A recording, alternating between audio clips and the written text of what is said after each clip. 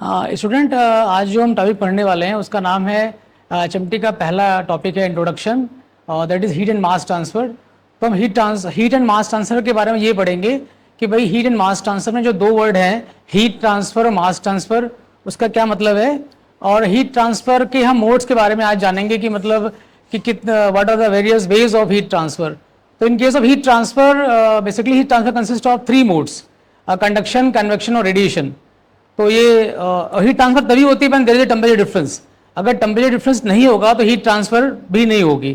तो for heat transfer to occur there must be a temperature difference. तो हमारा topic है आज का heat and mass transfer. Heat and mass transfer.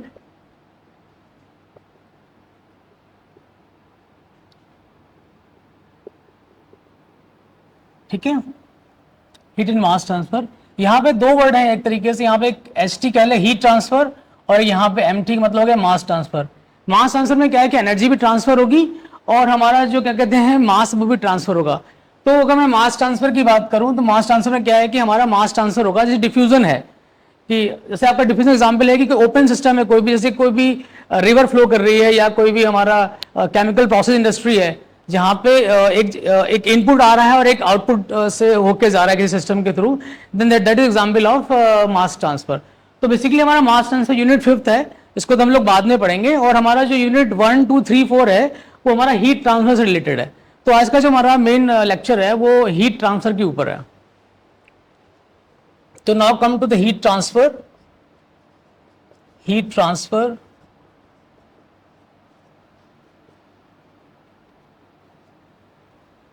तो हीट ट्रांसफर के आज जो हम पढ़ने वाले हैं that is heat transfer can occur through three modes of heat transfer. Three modes होते हैं इसके हीट ट्रांसफर के होने के। थ्री मोड्स हो गए हमारे। एक हमारा मोड हो गया कंडक्शन,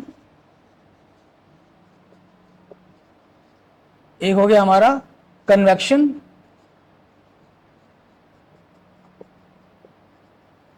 और एक हमारा हो गया रेडिएशन।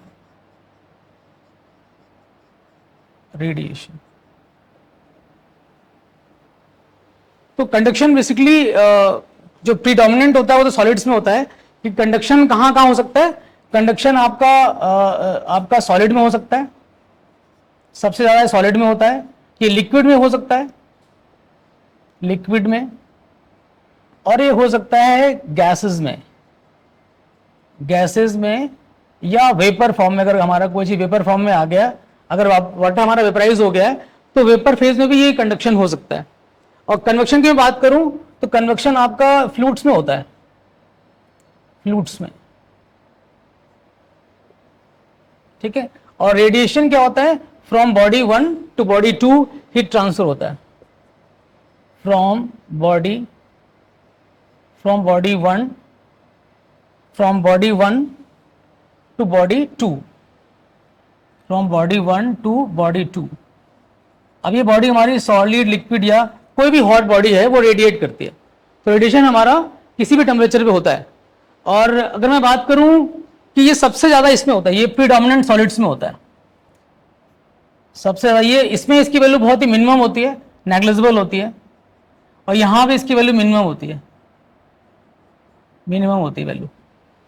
अब किस तरीके से होता है तो हम जो पढ़ने वाले हैं अगला जो हम पढ़ने वाले हैं that is modes of heat. Modes तो हो गया हमारा, और मैकेनिज्म पढ़ने वाले हैं, मैकेनिज्म कि कंडक्शन में कैसे हीट ट्रांसफर होती है,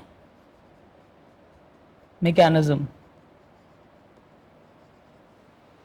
तो मैकेनिज्म की अगर मैं बात करूं, मैकेनिज्म में सपोज ये हमारी एक सॉलिड रॉड है। अगर मैं इसको यहां से हीट करूंगा तो क्या होगा, इसके अंदर जो सॉलिड पार्टिकल्स हैं, इसके अंदर सारे सॉलिड पार्टिकल्स एक दूसरे के साथ कंबाइन है। तो अगर मैं इसको यहाँ हीट करूंगा तो क्या होगा कि टेम्परेचर ग्रेडियंट क्रिएट होगा और हीट ट्रांसफर होगी जिस डायरेक्शन में टेम्परेचर हमारा डिक्रीज कर रहा है। तो यहाँ पे क्या है कि हीट ट्रांसफर दो तरीके से होती है। एक तो हमारा क्या होता है, जो हमारा मॉलिक्यूल वाइब्रेट करता है तो लैटिस वाइब्रेशन के थ्रू हीट ट्रांसफर होती है। और जो हमारे मेटल्स होते हैं, मतलब metals are the good conductor of heat transfer through conduction. तो मेटल के पास में बहुत ज़्यादा फ्री इलेक्ट्रॉन्स होते हैं। तो जब हम इस जैसे हमारा कोई आयरन का रॉड है या हमारा ये सब कॉपर का रॉड है या एल्युमिनियम का रॉड है, तो अगर मैं इसको यहाँ हीट कर रहा हूँ तो इसके अंदर जो फ्री इलेक्ट्रॉन्स हैं वो उनको वो they will get the heat and वो मूव करेंगे जहां पे टेम्परेचर डिक्रीज कर रहा होगा। तो सारा सबसे ज्यादा टेम्परेचर यहाँ पे होगा और धीरे धीरे टेम्परेचर यहाँ पे डिक्रीज कर रहा होगा, तो ये हमारा हीट ट्रांसफर यहाँ से यहाँ तक होगा। तो कंडक्शन के लिए दो क्या कहते हैं रिस्पॉन्सिबल है हीट ट्रांसफर के लिए। पहला तो लैटिस वाइब्रेशन जो कि 30% कंट्रीब्यूट करता है हीट ट्रांसफर का, और एक है 70% जो हमारा फ्री इलेक्ट्रॉन का जो मूवमेंट है उसकी वजह से जो हीट ट्रांसफर हो रही है। तो यहाँ पे क्या हो रहा है मैकेनिज्म की बात करूं तो कंडक्शन में जो हमारा हो रहा है जिसकी वजह से कंडक्शन में जो हीट ट्रांसफर हो रही है, अगर मैकेनिज्म की बात करूं मैकेनिज्म, तो यहाँ पे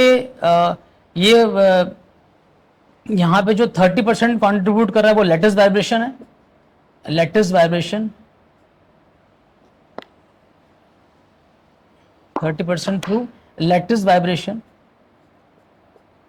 lattice vibration, lattice vibration,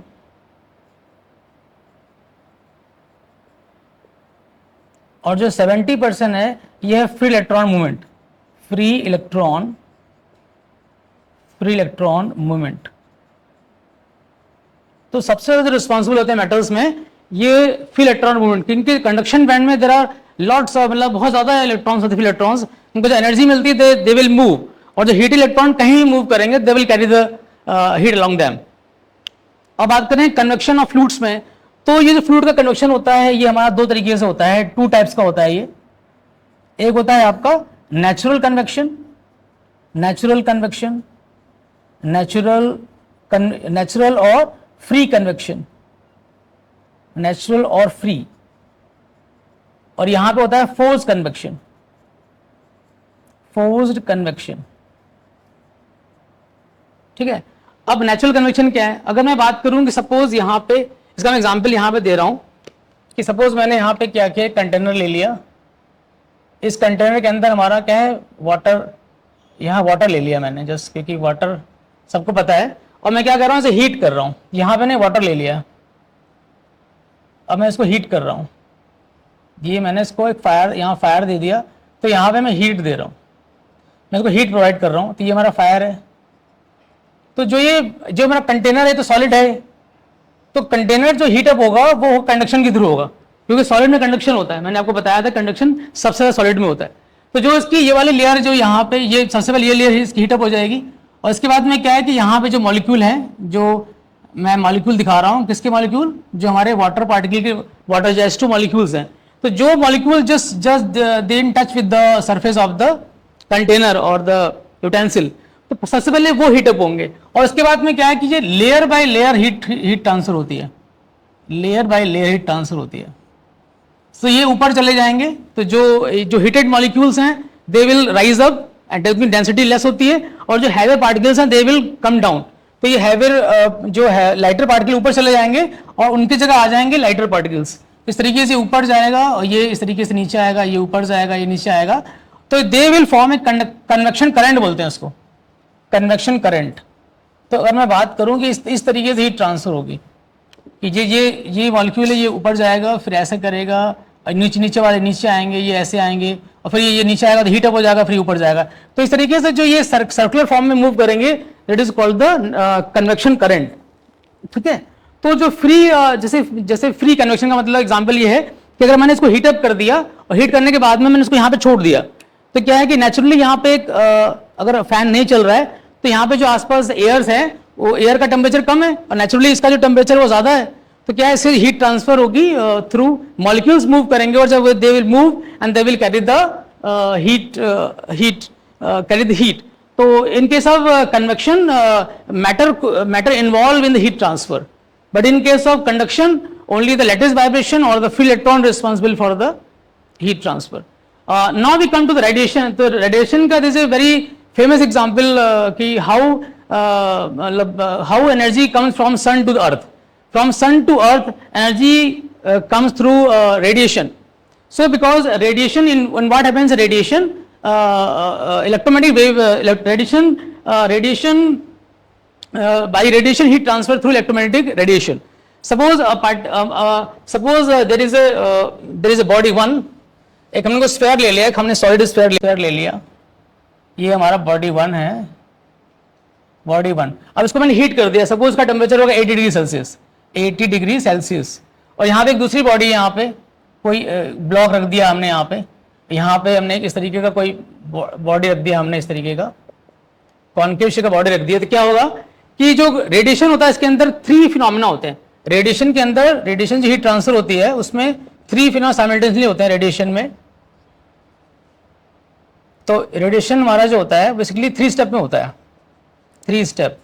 step number 1 में क्या होता है कि जो हमारी हीटेड बॉडी होती है उसमें जो हीट होने के बाद में जो उसकी स्टेट होती है, तो यहाँ पे जो उसका सरफेस है, यहाँ पे सरफेस में क्या होगा कि पहले कन्वर्जन ऑफ यहाँ पे होगा कि conversion of thermal radiation into electromagnetic waves.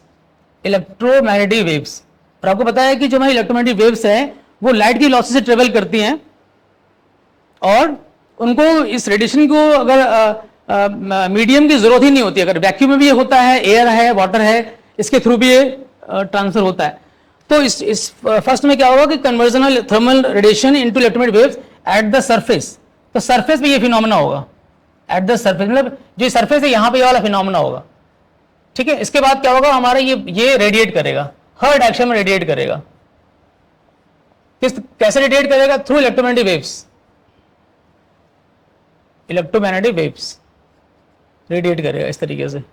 और सेकंड क्या होगा, जो हमारी इलेक्ट्रोमैग्नेटिक वेव्स हैं, इलेक्ट्रोमैग्नेटिक वेव्स ये ट्रेवल करेंगे in straight line,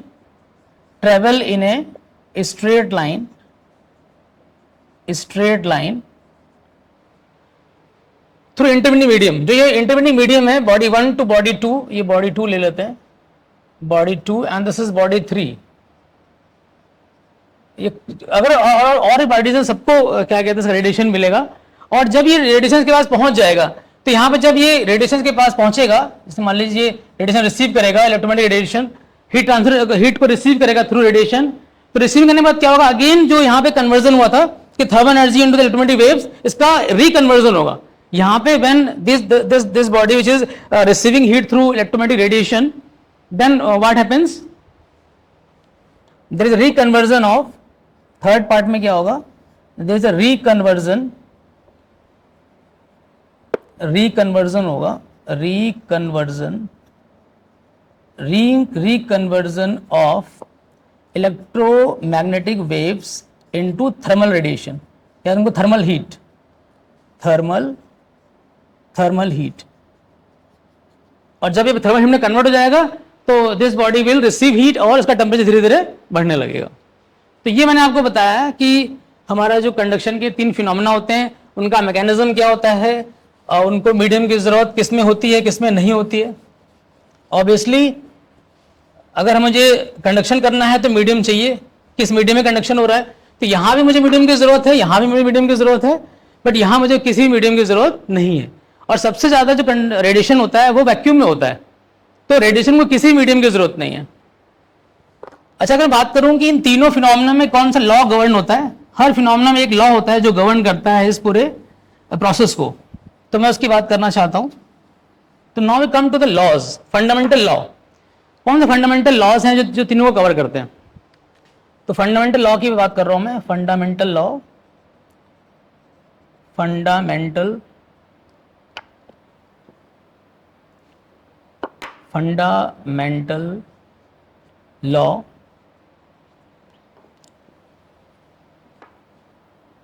that law. तो इन केस ऑफ कंडक्शन उस लॉ का नाम है Fourier law, FOURIER,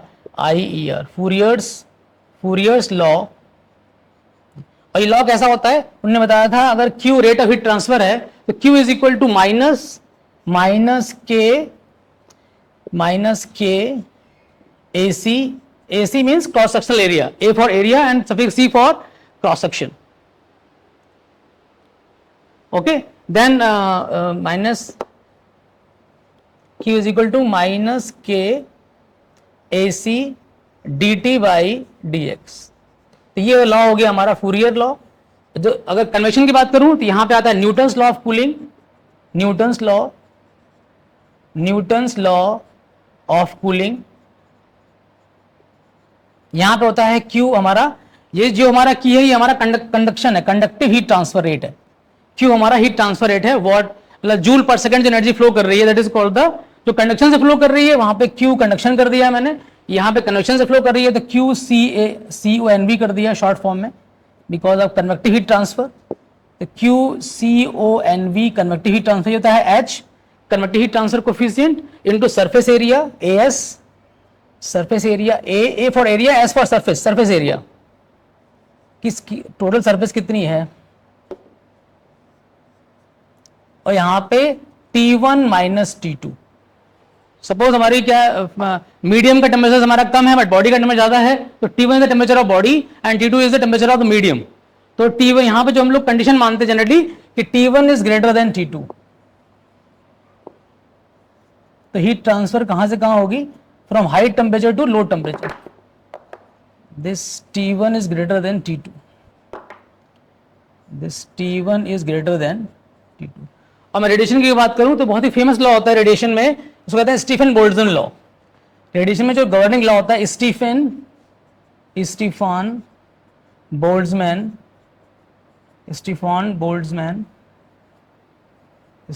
Boltzmann law. यहां पे क्या होता है EB, what is EB? EB is E for MSC power and B is the black body.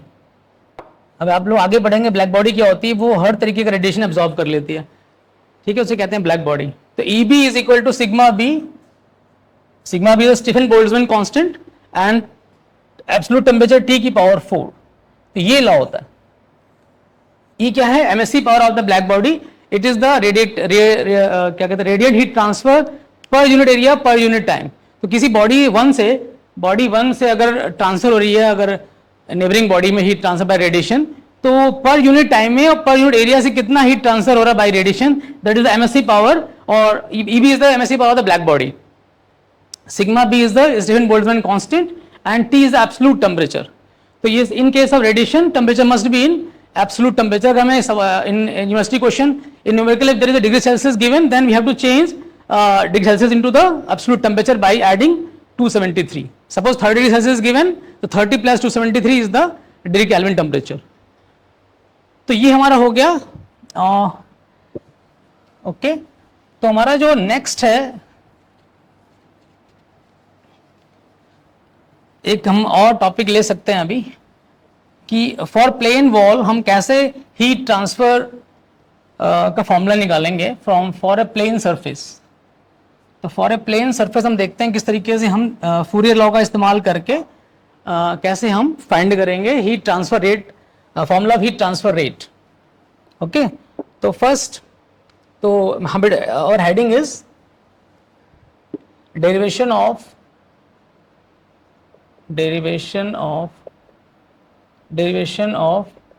heat transfer rate, derivation of formula of heat transfer rate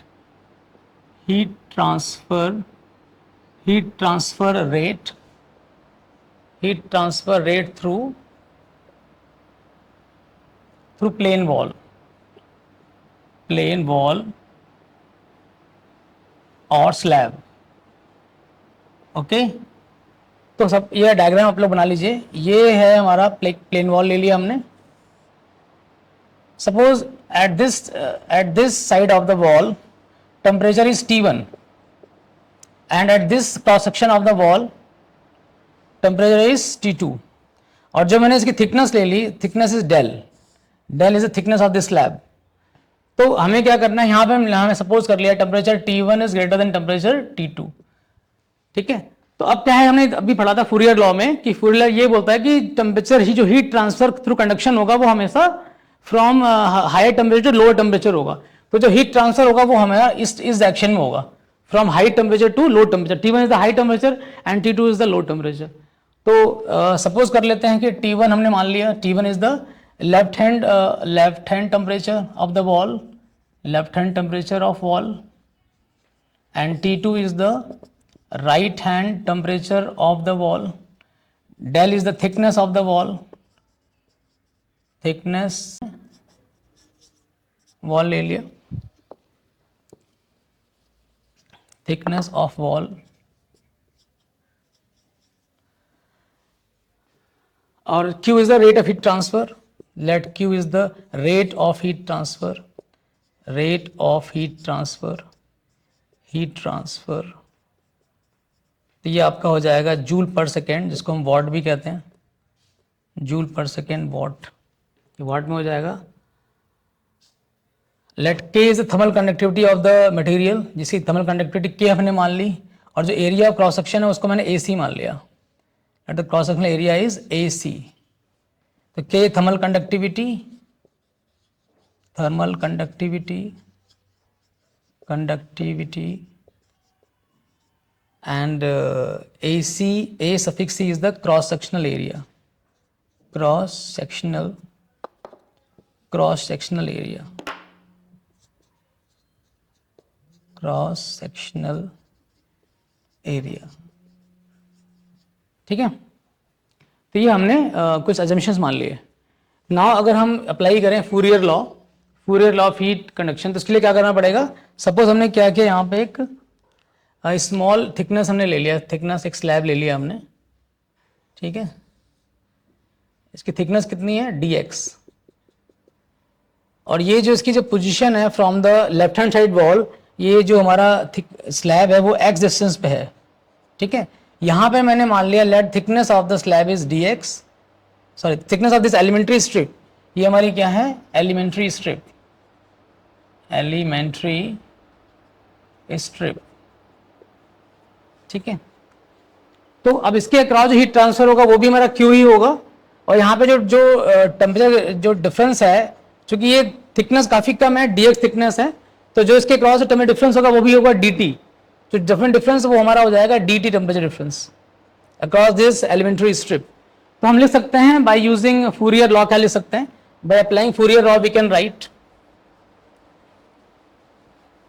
bye applying Fourier law we can write the equation for Q, we can write equation, we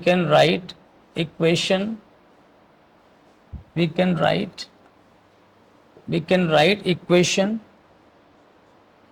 write equation of Q, heat transfer rate through elementary strip of thickness dx, of thickness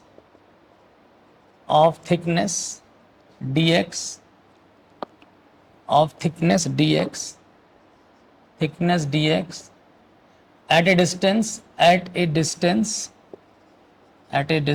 x from left distance x from left hand side of the wall। तो Q कितना हो जाएगा, Q हो जाएगा हमारा minus K AC dt by dx क्या है, temperature gradient है, rate of change of temperature with respect to direction x, ये हमारा x डायरेक्शन है, ये हमारा x डायरेक्शन है। तो यहाँ पे देखिए नेगेटिव साइन इसलिए है क्योंकि dt बाई ds क्या होता है, टेम्परेचर ग्रेडियंट होता है, that is in the negative direction.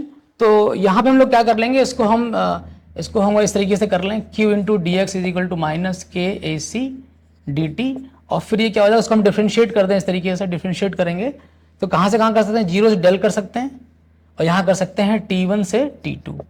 तो इसको अगर हम सॉल्व कर लेंगे तो we will get the relation, और ये रिलेशन आएगा, ये मैं आपको होमवर्क दे रहा हूँ कि आप कैसे सॉल्व करेंगे, rest we discuss some other day, next lecture. और ये जो इक्वेशन सॉल्व करके आएगी वो इस तरीके से आएगी, आप चेक कीजिएगा, Q is equal to K into A C delta T by del. ये इक्वेशन आप लोग ये आपके लिए होमवर्क है, इसको हम सॉल्व करेंगे तो ये रिलेशन होगा, जहाँ पे डेल्टा T है temperature difference, that is T1 minus T2, ठीक है। तो ये आप लोग ट्राई करेंगे, तो फिर आज की क्लास खत्म करते हैं और